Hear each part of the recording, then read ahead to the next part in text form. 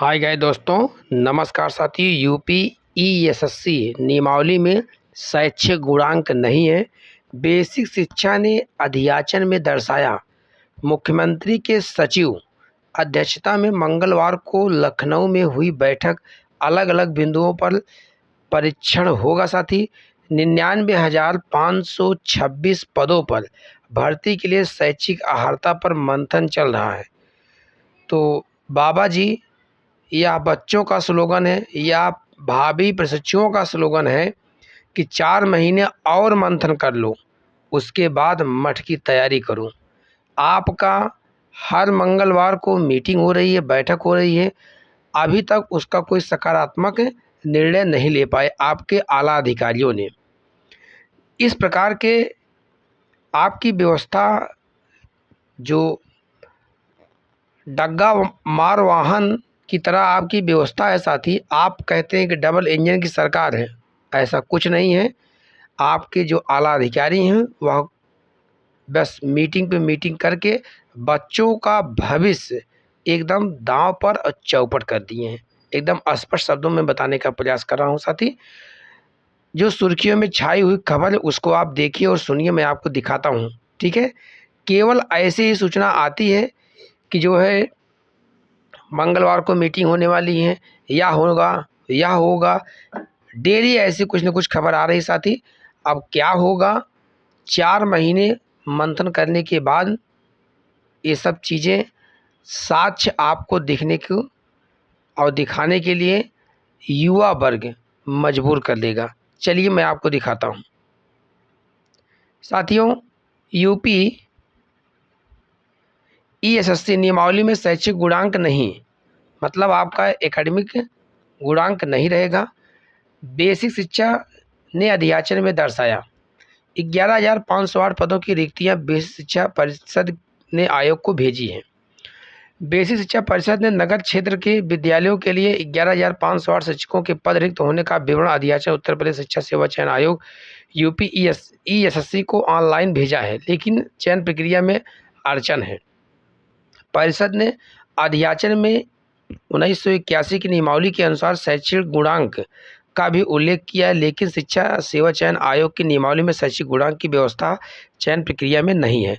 आयोग की चयन प्रक्रिया में स्पष्ट है कि जिन पदों पर केवल लिखित परीक्षा के आधार पर चयन होना है, उसमें चयन की कार्यवाही 360 अंकों की लिखित परीक्षा के आधार पर की जाएगी, जिसमें 120 प्रश्न होंगे और उसी की श्रेष्ठता सूची में चयन प्रक्रिया पूरी की जाएगी। प्राइमरी शिक्षक भर्ती को लेकर एक विसंगति और है क्या इसमें साथी, शिक्षा सेवा चयन आयोग को माध्यमिक शिक्षा निदेशालय की ओर से टीजीटी एवं पीजीटी के साथ संबंध प्राइमरी का भी अधियाचन भेजा गया है। संबद्ध प्राइमरी में सहायक अध्यापक के 897 पद रिक्त दर्शाए गए हैं, जिसकी चयन प्रक्रिया में शैक्षणिक गुणांक का उल्लेख नहीं है। इस तरह प्राइमरी के शिक्षकों की भर्ती में चयन प्रक्रिया में 2 मानक हो गए। ऐसे में आयोग यदि बेसिक शिक्षा परिषद के अधियाचन के क्रम में चयन प्रक्रिया अपनाएगा तो उसे अपनी नियमावली में संशोधन करना पड़ेगा। इतना ही नहीं, संबद्ध प्राइमरी को लेकर के माध्यमिक शिक्षा निदेशालय को भी संशोधन करना पड़ेगा, क्योंकि प्राइमरी स्तर की शिक्षक भर्ती में एक ही मानक अपनाया जाएगा। सूत्रों के अनुसार आयोग शैक्षिक गुणांक को लेकर के विभाग से स्पष्टता चाहेगा। इस विसंगति पर शासन विभाग स्तर से निर्णय लिए जाने के बाद ही आयोग चयन प्रक्रिया के लिए कार्यवाही शुरू करेगा। साथियों, यह जो है शैक्षणिक गुणांक का मामला था और 11,508 की जो पदों की रिक्तियों की संख्या है साथी, उसके बारे में यह सूचना थी, अधियाचन के बारे में। चलिए मैं और आपको दिखाता हूँ। आइए देखिए, मुख्यमंत्री के सचिव अध्यक्षता में मंगलवार को लखनऊ में हुई बैठक। अलग अलग बिंदुओं पर परीक्षण होगा। 99,526 पदों पर भर्ती के लिए शैक्षिक अर्हता पर मंथन, यह जो है कई बार हुआ साथी। अब देखिए, मुख्यमंत्री के सचिव सुरेंद्र सिंह की अध्यक्षता में मंगलवार को लखनऊ में महत्वपूर्ण बैठक हुई। इसमें उच्च माध्यमिक और बेसिक शिक्षा परिषद के अधियाचन में शैक्षिक अर्हता पर चर्चा हुई। चयन आयोग ने शासन से अर्हता पर विचार करने का प्रस्ताव दिया। अब शासन अर्हता से जुड़े अलग अलग बिंदुओं का परीक्षण करेगा।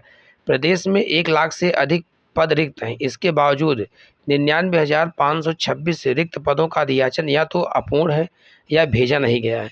चुनावी वर्ष होने के कारण मुख्यमंत्री कार्यालय इस गंभीर स्थिति को लेकर चिंतित है।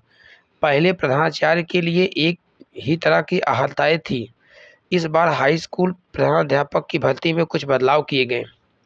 नई व्यवस्था में प्रवक्ता और सहायक अध्यापक आवेदन कर सकते हैं। इनके पास 4 वर्ष का अनुभव और बीएड डिग्री होनी चाहिए। एडेड जूनियर हाई स्कूल के हेडमास्टर भी 4 वर्ष के अनुभव के आधार पर आवेदन कर सकते हैं। हाई स्कूल प्रधानाध्यापक भर्ती में बीएड और बीपीएड डिग्री धारकों को भी मान्यता मिलेगी। तो साथ ही यह इस तरीके से बदलाव इन्होंने जो हेडमास्टर के लिए टीजीटी पीजी में भर्ती आने वाली है साथ ही उसमें या इन्होंने जूनियर एडेड हाई स्कूल में 4 वर्ष के लिए अनुभव के आधार पर इनका आवेदन करने के लिए बोले हैं।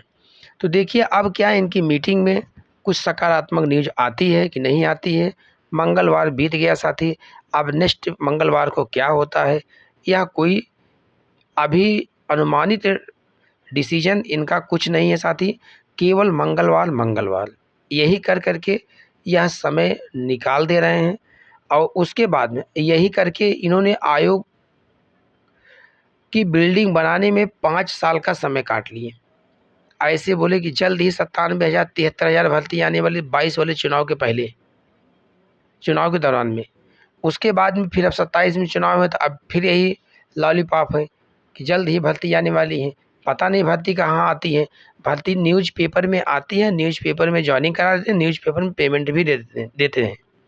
तो साथ ही यह जो है इनके कार्यकाल में भर्ती प्रक्रिया सब कुछ न्यूज़पेपरों में ही रह जाती है, ज़मीनी स्तर पर नहीं आती है। शिक्षक भर्ती की खास विशेष मैं बात कर रहा हूँ, बाकी और किसी वर्ग का नहीं, क्योंकि शिक्षक वर्ग इतना पीड़ित और शोषित है कि वह उसके मानसिक प्रताड़ना के अलावा और कुछ इस समय नहीं झेल रहा है। शिक्षक वर्ग एकदम अवसाद में जी रहे हैं, चाहे वो बीएड विभाग के हों, चाहे वह बीटीसी डीएलएड विभाग के हों, सभी प्रशिक्षु एकदम अवसाद में जी रहे हैं।